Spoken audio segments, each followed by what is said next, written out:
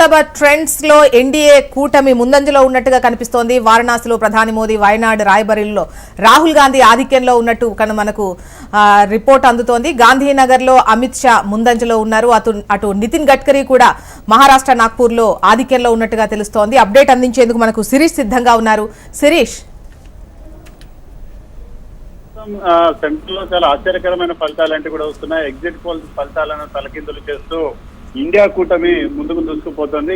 కేవలం 150 స్థానాలకే పరిమితం అవుతుందన్న ఇండియా కూటమి తన యొక్క ప్రభావాన్ని భారీ స్థాయిలో కూడా చూపిస్తోంది. బీజేపీ ముఖ్యంగా ఎన్డీఏ కూటమికి గుండెకాయ లాంటి ఉత్తరప్రదేశ్ లో భారీగా బీజేపీ ఆధిక్యానికి ఇండియా కూటమి గండి కొడుతోంది. ముఖ్యంగా సమాజ్వాదీ పార్టీ, కాంగ్రెస్ పార్టీతో కూడిన కూటమి 39 స్థానాల్లో ఉత్తరప్రదేశ్ లో ఆధిక్యంలో కొనసాగుతుంటే ఎన్డీఏ భాగస్వామ్య పక్షాలతో కూడిన బీజేపీ కూటమి కేవలం 38 స్థానాల్లో మాత్రమే ఆధిక్యంలో కొనసాగుతున్న పరిస్థితి. 48 స్థానాలున్న మహారాష్ట్రలో కనుక చూసినట్లయితే 20 స్థానాల్లో ఎన్డీఏ ఆధిక్యంలో కొనసాగుతుంటే 21 స్థానాల్లో ఇండియా కూటమి ఆధిక్యంలో కొనసాగుతుంది. పశ్చిమ బెంగాల్లో 42 లోక్సభ స్థానాలుంటే ఇక్కడ 21 లోక్సభ స్థానాల్లో ఎన్డీఏ, 21 లోక్సభ స్థానాల్లో ఇండియా కూటమి ఆధిక్యంలో కొనసాగుతుంది. బీహార్లో ఇక్కడ బీహార్ ఒక చోట మాత్రమే 40 లోక్సభ స్థానాలకు సంబంధించిన కౌంటింగ్ జరుగుతుంటే 28 లోక్సభ స్థానాల పరిధిలో ఎన్డీఏ కూటమి, 7 లోక్సభ స్థానాల పరిధిలో ఇండియా కూటమి ఆధిక్యంలో ఉన్నాయి. తమిళనాడులో ఒక్క సీటులో కూడా బీజేపీ ఆధిక్యంలో లేదు. మొత్తం 35 స్థానాలకు గాను ఇండియా కూటమి ఆధిక్యంలో కొనసాగుతుంది. మధ్యప్రదేశ్ లో మొత్తం 29 లోక్సభ స్థానాలుంటే 27 లోక్సభ స్థానాల్లో ఇండియా కూటమి ఆధిక్యంలో ఉంటే 2 లోక్సభ స్థానాల పరిధిలో మాత్రమే ఇండియా కూటమి ఆధిక్యంలో ఉంది. ఇక కర్ణాటకలో చూసినట్లయితే 20 లోక్సభ స్థానాల పరిధిలో ఎన్డీఏ, అదేవిధంగా 8 లోక్సభ స్థానాల పరిధిలో ఇండియా కూటమి. గుజరాత్ లో లోక్సభ ఫలితాలు అనేటివి చాలా ఆశ్చర్యకరంగా రీతిలో ఉన్నాయి. లాస్ట్ టైం గుజరాత్ లో బీజేపీకి 100% ఫలితాలు అనేవి బీజేపీకి అనుకూలంగానే వచ్చాయి. కానీ ఈసారి 26 లోక్సభ స్థానాలకు సంబంధించి బీజేపీ 21 లోక్సభ స్థానాల పరిధిలో ఉంటే 5 లోక్సభ స్థానాల పరిధిలో ఇండియా కూటమి ఆధిక్యంలో కనపడుతోంది. ముఖ్యంగా ఆంధ్రప్రదేశ్ లో కనుక చూసినట్లయితే 25 లోక్సభ స్థానాలు ఉంటే 19 లోక్సభ స్థానాల పరిధిలో ఎన్డీఏ కూటమి ఆధిక్యంలో కొనసాగుతోంది.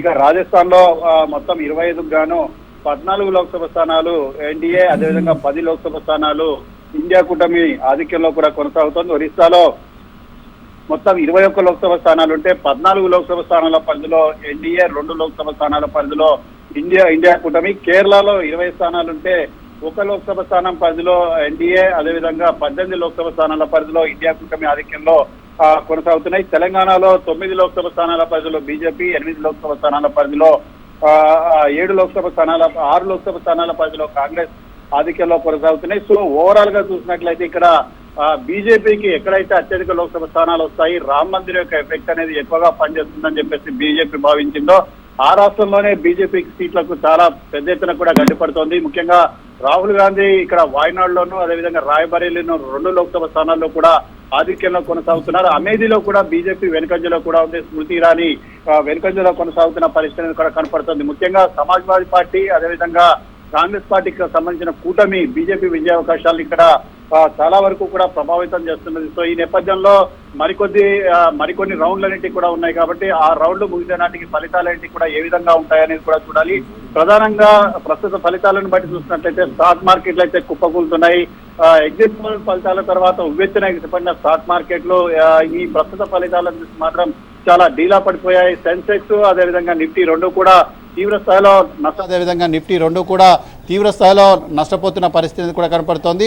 సో ఇటు బీజేపీ మాత్రం ఇంకా ఆశాభావంతో ఉంది. సొంతగానే ప్రభుత్వాన్ని ఏర్పాటు చేస్తాము, ఉత్తరప్రదేశ్లో తాము కోల్పోయిన స్థానాలన్నీ కూడా తిరిగి సంపాదిస్తాం, ఇవన్నీ కూడా పోస్టల్ బ్యాలెట్, అదేవిధంగా ఏదైతే ఒక వర్గానికి సంబంధించిన ఓట్లు ఎక్కువగా ఉన్న ప్రాంతం ఏదైతే ఉందో ఆ ప్రాంతానికి సంబంధించిన కౌంటింగ్ కాబట్టి మిగిలిన ప్రాంతాలకు సంబంధించిన కౌంటింగ్ వచ్చేపాటికి మేము పుంజుకుంటామని చెప్పేసి చెప్తున్నారు. అయితే ఇండియా కూటమి నేతల ముఖాల్లో ఆనందం అనేది కూడా వస్తుంటే కొంత ఆందోళనతోటి ఎన్డీఏ భాగస్వామ్య పక్షాలకు సంబంధించిన నేతలు కూడా ఉన్నారు. ముఖ్యంగా ఎన్డీఏ భాగస్వామ్య పక్షాల్లోని కూటమి ఎవరైతే ఇతర పార్టీలు ఎవరైతే ఉన్నారో వాళ్ళు మాత్రం చాలా ఆశాభావంతో ఉన్నారు. ఎందుకంటే తమ మద్దతుతోటి ఎన్డీఏ ప్రభుత్వం ఏర్పాటు చేయాల్సిన పరిస్థితి అనేది కూడా ఉంది కాబట్టి లైక్ టీడీపీ కానీ, లేకపోతే అదేవిధంగా మహారాష్ట్రలో ఏక్నాథ్ షిండే వర్గం కానీ, అదేవిధంగా అజిత్ పవార్ వర్గం కానీ వీళ్ళందరూ కూడా చాలా ఆశాభావంతో కూడా ఉన్న పరిస్థితి అనేది కూడా ఉంది. మరి బీజేపీ సొంతగా మెజార్టీ అనేది కూడా సాధిస్తుందా, లేకపోతే మిత్రపక్షాలతో కలిసి ప్రభుత్వాన్ని ఏర్పాటు చేయాల్సిన పరిస్థితి అనేది కూడా ఉత్పన్నమవుతుంది అనేది కూడా చూడాల్సి ఉంది. Joshna. Okay, right Shirish, update కోసం మళ్ళీ సంప్రదిస్తా. రామచంద్రారెడ్డి గారు అండ్ కాస్త ఉత్సాహాన్ని ఇచ్చినట్టుంది మా రిపోర్టర్ చెప్పినటువంటి అప్డేట్తో. అంటే ఏదో మీ రిపోర్ట్